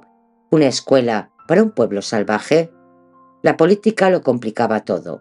Durante el hambre que asolaba a Rusia cada 5 o 6 años, precedido al cólera, los ricos negaban su dinero porque entre ellos circulaban rumores más o menos exactos acerca de la malversación de los fondos de beneficencia. Hasta se llegó a asegurar que la Cruz Roja sustraía las sumas que le eran confiadas. Por otra parte, el gobierno impedía la iniciativa privada. Chekhov intentó en vano formar una especie de comité de socorro. Chocó con la mala voluntad de unos y la desconfianza de otros. El gobierno terminó por prohibir toda acción privada. Nuevamente, un sentimiento de tristeza, de irritación, de fatiga se apoderaba de Chekhov, como a la vuelta de su viaje a la isla de Sajalín. Además, su mal empeoraba. Corría el mes de marzo de 1897. Chekhov estaba pasando unos días en Moscú y Suvorín lo invitó a comer. Pero en cuanto llegó al restaurante, aquel se sintió mal. Empezó a escupir sangre. Pidió hielo. Trató de chupar algunos trozos, pero la sangre no se detenía, esa sangre roja y amenazadora como una llama. Sus amigos lo rodeaban, consternados. No sería nada, le decían. La garganta sola estaba enferma, afirmaba Suvorín, pero Chekhov sabía ahora que la sangre venía del pulmón derecho. Recordaba la muerte de Nicolás. Esta verdad, entrevista, olvidada después, reaparecía ahora. Cruel, espantosa. Si una vez muerto el individuo desaparece, la vida no existe. No puedo conformarme con la idea de que habré de mezclarme con los suspiros y tormentos de una vida universal cuya finalidad desconozco. Es terrible volverse nada. Te llevarán al cementerio, después la gente volverá a su casa y beberán té. Es espantoso pensar en esto. Mientras tanto, la hemoptisis no se detenía. En su casa se sintió mejor. Después, pasadas algunas horas, la sangre volvió a aparecer. Tuvieron que transportarlo a una clínica de Moscú. Cuando la fiebre bajaba y se detenía la hemorragia, trataba de bromear, según su costumbre, pero sus médicos lo hacían callar. Permanecía acostado, sin hablar, las manos cruzadas detrás de la nuca, sumamente pálido. Le traían flores y los escritores noveles le hacían llegar sus manuscritos mientras le pedían consejos y correcciones. Ya que estaba enfermo y no podía escribir, valía la pena aprovechar. No se quejaba. Jamás, ni entonces ni después, trató de llamar la atención sobre sí mismo, de inspirar compasión. Cuando le preguntaban cómo se sentía, contestaba: «No de todo mal», y cambiaba de conversación. ¿Se aburría en el hospital? No, decía, estoy casi acostumbrado. Para distraerlo le traían noticias de fuera. Era primavera, el hielo se rompía. Cuando se cuida a un campesino tuberculoso, le decía a su Bonif, y este contestaba, nada me curará, me iré con las lluvias de la primavera. Pero pasó la primavera y se creyó curado. Los médicos aconsejaron un cambio de aire. Partió hacia Biarritz, de donde lo echó el mal tiempo. Después se fue a Niza. Gozaba con ese viaje, aunque su desconocimiento de los idiomas extranjeros fuera una molestia. Cuando en el exterior hablo alemán o francés, los conductores de tranvías se burlan de mí y en París ir de una a otra estación es como jugar al gallo ciego. Pero para comenzar le gustó Francia. Pasó en Niza todo el invierno. Sin embargo, este hombre enfermo, fatigado, melancólico, amaba la vida como hay que amarla, con las alegrías pequeñas y pasajeras que ella otorgaba. El buen tiempo, el mar emocionante, acariciador. Ese de Niza, las caras nuevas, las costumbres distintas. Tendríamos que vivir aquí para aprender cortesía y delicadeza. La sirvienta sonríe como una duquesa en la corte, aunque se vea en su semblante que está cansada por el trabajo. Al entrar en un vagón de ferrocarril hay que saludar. Aún los mendigos hay que decirles, señor, señora. El carnaval, los libros franceses, hasta los almanaques que leía con deleite, todo le interesaba. Se apasionaba por Dreyfus y de aquel tiempo data su frialdad con su Bonif, que era reaccionario y antidreyfusista. Tenía gran simpatía por Francia y parecía comprenderla y apreciar sus virtudes mejor que la mayoría de los europeos. Cómo sufre, cómo paga por todos este pueblo que va a la cabeza de los demás y es ejemplo de la cultura europea. A pesar de todo, no podía soportar durante mucho tiempo ni siquiera el más dulce de los exilios. Extrañaba a Rusia. En octubre de 1898 su padre murió. Vendieron la casa de campo y Chekhov fue a vivir a Crimea, en Yalta.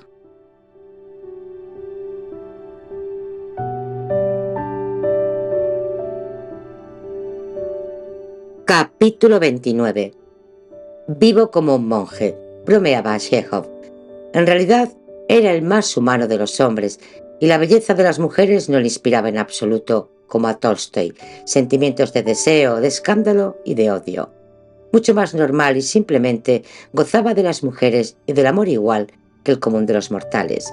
Sin embargo, durante toda su juventud se cuidó como el fuego de un verdadero afecto. Aventuras breves y ligeras, amistades amorosas, tierna camaradería, así era el tono de su vida sentimental. Yo querría tanto estar enamorado, decía a veces, ¿se aburre uno sin un verdadero amor? Gustaba a las mujeres, se sentían atraídas por su ingenio, su humor, su debilidad, esa melancolía serena que adivinaban en él. Pero en cuanto el juego iba demasiado lejos, en cuanto Chekhov sentía que le pedían todo su corazón, toda su existencia se escabullía, pero tan gentilmente que resultaba imposible guardarle rencor, y la desilusionada enamorada se convertía más o menos dolorosamente en amiga. Se sabía enfermo, estaba cargado de familia, tenía poco dinero. Antes de los 40 años se creía viejo, terminado. ¿Qué iba a hacer una mujer permanentemente a su lado? Yo quiero en verdad casarme, escribía en tono casi irónico, casi serio, pero denme una esposa que como la luna no esté siempre en mi horizonte. Ella en Moscú, yo en el campo. Las mujeres que lo rodeaban le inspiraban tal vez un poco de miedo. Eran cultivadas, deliciosas, finas, pero la moda de aquel tiempo era sentirse incomprendida, descontenta de sí misma y de la vida, desear algo, esperar algo, suspirar, añorar. Sin duda algunas eran sinceras, pero en general ese estado de ánimo era afectado y Chekhov no podía tomarlo en serio. En cuanto una joven daba señales de hablar a la Chekhov, de interpretar al natural el papel de la gaviota, el escritor se tornaba reticente, irónico y extrañamente frío. Las mujeres no comprenden hasta qué punto el deseo del hombre es simple. O si lo comprenden, es demasiado tarde. Su juventud ha pasado. Él les pedía que fueran hermosas, amables y alegres, que le entregaran un poco de su corazón, sin exigir demasiado en cambio, pero ellas estaban peligrosamente dispuestas al sacrificio, como Nina de la Gaviota, como todas sus heroínas, y él, hombre sagaz y prudente, les huía. Komisarjevska, la gran artista que creara el personaje de la gaviota, fue de las mujeres que él atrajo y rechazó luego, casi sin quererlo. Era de baja estatura, tenía grandes ojos oscuros, una voz extraordinariamente musical, un rostro fino e inspirado. No veía en el teatro ni una profesión ni una carrera, sino algo parecido a un apostolado. Las mujeres de este tipo eran muchas en Rusia. Iban al escenario como otras iban al pueblo, como se va al claustro. Para ellas el arte era un dios devorador al que tenían que entregar su vida. En 1903, Komisarjevska debía representar Mona Vana y escribía: «Me parece que no podré interpretarla, no podré sentirla como es preciso, estoy demasiado en la tierra, hundida en cosas mezquinas».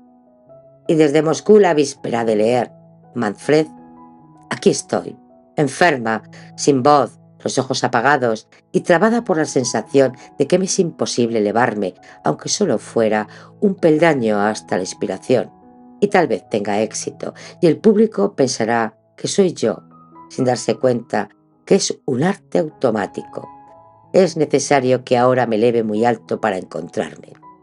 Hoy en día nos resulta difícil comprender esa ardiente y sincera pasión por el teatro y el ascendiente que éste tenía entre la multitud.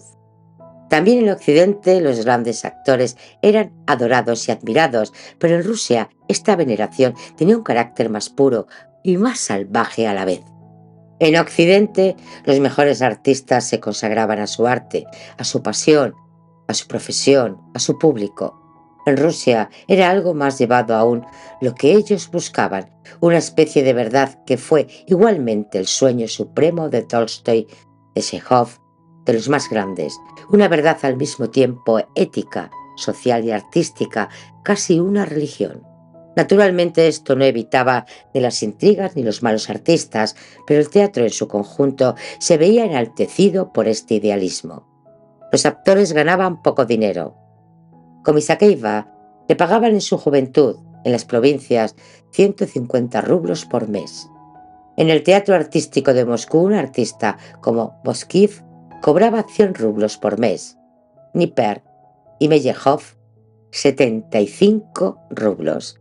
Claro está que no se puede llamar simplemente éxito a eso que el público les daba a cambio de sus esfuerzos, de su larga paciencia. Era amor. No podía compararse ni siquiera con los triunfos de Sarah Bernhardt, porque los espectadores en Europa eran distintos, más refinados, menos cándidos que el público ruso.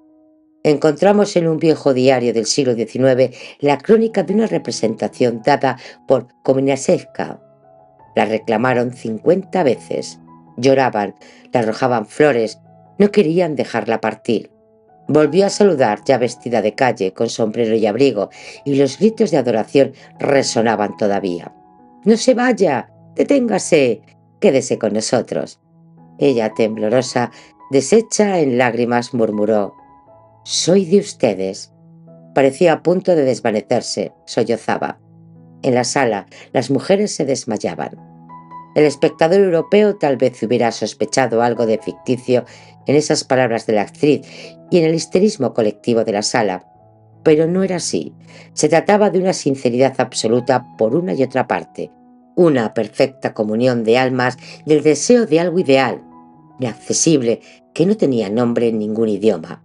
Komisarjevska, más que ninguna de las actrices de su tiempo, estimaba esos sentimientos de exaltación y de ternura en el corazón de quienes la aplaudían.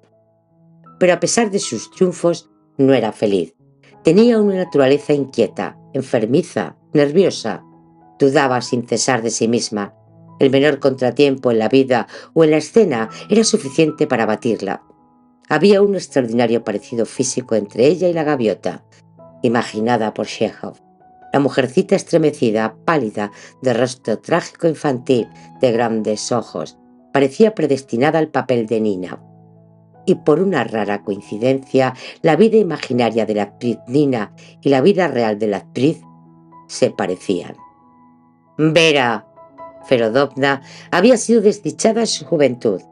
Casada a los 19 años, fue engañada casi enseguida de manera tremenda. Su propia hermana se convirtió en amante de su marido. Por el hijo que iba a nacer de ese adulterio, Vera Kominasevka consintió en el divorcio. De naturaleza romántica, triste, apasionada, ella que buscaba el exceso en todas las cosas, cargó sobre sí todas las culpas y enseguida creyó morir de dolor. Solo después de 8 años de este drama entró en el teatro.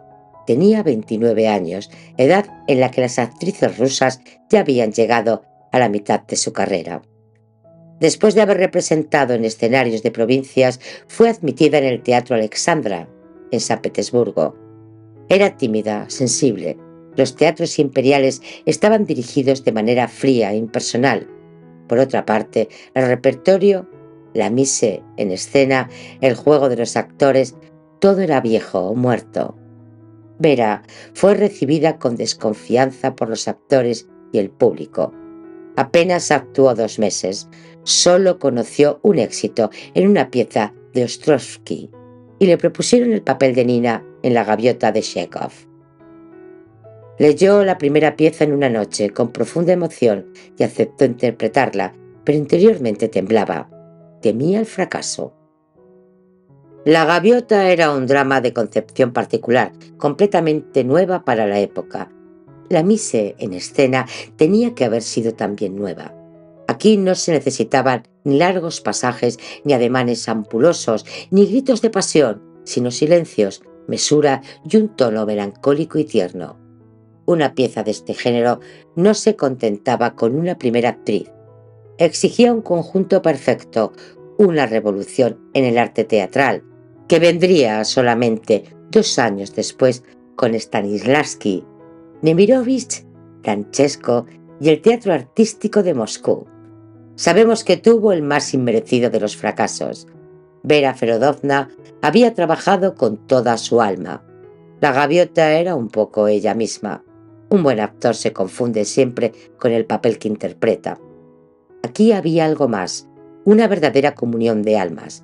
El fracaso fue una profunda humillación para el autor y un gran dolor para el artista. Lloraba al retirarse del escenario y cuando llegó a su casa sollozó en brazos de su madre. Lloró, dice esta última, por Chekhov, por la gaviota, por ella misma. Algunos meses después se enteró de la grave enfermedad de Anton. Le escribió: «Esto que le pido, hágalo por mí. Es una locura escribir. Por mí. Usted debe darse cuenta de cómo se lo pido. En Rostov del Don hay un doctor, Vasiliev. Usted debe partir hacia allá y atenderse en su casa. Él lo curará. Hágalo, hágalo. No sé cómo pedírselo. Que Dios lo guarde». 1898. ¿Qué puede contestar un hombre a una carta así? Chekhov fue muy cortés, muy suave. Reconocido, contestó que le agradecía mucho, que era muy buena, que no dejaría de seguir su consejo. Naturalmente, no hizo nada. Ella fue a verlo a Crimea algunos años después durante una gira. Le había enviado su retrato, junto con unas pocas líneas, una frase que pronunciaba Nina en La gaviota. Qué bueno era todo antes, qué vida clara, amable, alegre y pura, qué sentimientos parecidos a tiernas, graciosas flores. En Petersburgo, durante los ensayos de La gaviota, en los sombríos pasillos del Teatro Alexander, un día Anton se le acercó, la miró y le dijo: «Mi Nina tenía ojos como los suyos». Después la dejó. Cuánta dulzura en esas pocas palabras, parecidas a tiernas y graciosas flores. Había tenido una vida sentimental tan amarga, tan atormentada, y él nunca había sido feliz. Ella le tenía compasión, estaba enfermo, débil, solo, le agradecía que hubiera creado esta leyenda, esta gaviota que no era ella misma, pero que se le asemejaba como una gota de agua. El éxito vulgar, material, le era indiferente.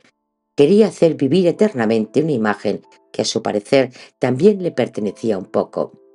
Y ahora, por su culpa, era tan dolorosamente tímida, tan nerviosa e inquieta, que ni lo dudaba, la pieza había fracasado. No sufría su amor propio, sino su corazón. Presentía que Chekhov jamás la perdonaría, o mejor dicho, no se trataba de perdón, simplemente no lo olvidaría. Entre ellos el recuerdo espantoso de aquella noche no se borraría jamás. Ahora, en Gursuf, volvían a verse como dos extraños. Eran solo desconocidos el uno para el otro. No había pasado nada entre ambos.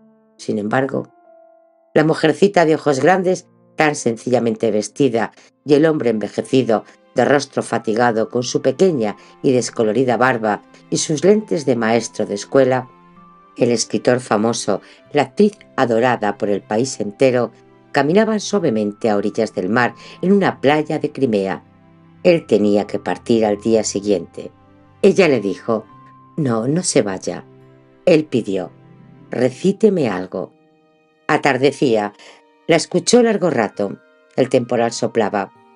Ella no sabía ya si era Nina, la triste enamorada incomprendida, o Vera, la gran artista. Pero el Chekhov vivía la realidad y sabía perfectamente que al día siguiente tenía que marcharse. Por ese entonces había en su vida otra mujer. Vera lo ignoraba. Ella volvió a decirle: «Quédese». La noche transcurría. Permanecían callados. Después ella recitó el monólogo de Nina, algunos versos de Puchik, las páginas más hermosas de su repertorio, para él solo, con aquella voz pura y profunda que no podía oírse sin llorar. Por fin él murmuró mientras besaba sus manos: «No me iré». Pero al día siguiente partió. Entonces ella le escribió estas pocas palabras que a nosotros nos parecen patéticas e irónicas, porque lo sabemos enamorado de otra. En Gursuf tenía tanta piedad de usted, piedad que llegaba a la tristeza. Le había pedido su retrato. Él se lo ofreció a Vera Ferodovna el 3 de agosto, un día de tempestad, en el ruido del mar, de parte del tranquilo Chekhov. Tranquilidad, no era esto, sin duda lo que ella había esperado. 4 días después, el 7 de agosto, le envió un telegrama: «Lo esperé 2 días, mañana nos vamos a Yalta en barco. Me entristece su falta de perspicacia. ¿Lo veré? Contésteme». Le respondió, y ella debió comprender entonces que era tal vez demasiado perspicaz. «En Yalta hace frío, el mar es malvado. Cuide su salud, sea feliz. Que Dios la guarde. No se enoje conmigo». Pero ella no podía sospechar que el tranquilo Chekhov pudiera pensar en otra. Se consolaba sin duda imaginando su tristeza, su timidez, su soledad. Ya no pedía nada, le ofrecía todo, su amistad en vez de su amor. «No estoy enojada, pero cuando pienso en su vida, en lo que es ahora, mi corazón se oprime». Cualquier otra mujer se hubiera sentido herida en su orgullo, en ese honor femenino que no acepta la derrota. Pero ella es sincera, no le guarda rencor. Siente por él una extraña, una conmovedora ternura. 3 años después, Chekhov se ha casado. Vera se dirige nuevamente a él y le pide permiso para poner en escena El jardín de los cerezos, pues ella fundó su propio teatro. «Este teatro», le escribe a su mujer, «no durará ni un mes». Se equivocaba. Duró 5 años. Después no volvieron a verse más. Él murió y ella continuó su existencia rara, atormentada. Tuvo otros amores tan románticos como el que sintiera por Chekhov, pero en los que su pareja se mostró realmente perspicaz. Triunfos, grandes halagos de artista y siempre esa inquietud, esa insatisfacción, esa angustia que no la abandonaba. Rusia entera la llamaba la gaviota. Y en efecto, se parecía a un pájaro herido que vuela de un sitio al otro sin encontrar descanso. Ahora tenía 47 años. Actuaba por las provincias, en los confines del imperio, en Asia. Repetía La Gaviota, su obra predilecta. Entró en un bazar de Samarcanda. Se entretuvo eligiendo viejas alfombras y géneros. Algún tiempo después se sintió mal. Había contraído una terrible enfermedad, epidémica de la Rusia asiática, la viruela. Estuvo enferma durante algunos días. El país esperaba noticias ansiosamente. Una mañana se despertó feliz, sintiéndose casi curada. Acababa de tener un sueño maravilloso. Había visto a Chekhov, le había hablado. 48 horas después estaba muerta. Ningún escritor, ningún artista, ningún político ruso tuvo funerales semejantes. El frágil cuerpo fue traído de Táket a Petersburgo, de Asia a Europa, y en cada pueblo y en cada estación la población entera venía a su encuentro. El pueblo ruso, llorando, le decía adiós. Pero esta historia acaba de comenzar. Su historia proseguirá.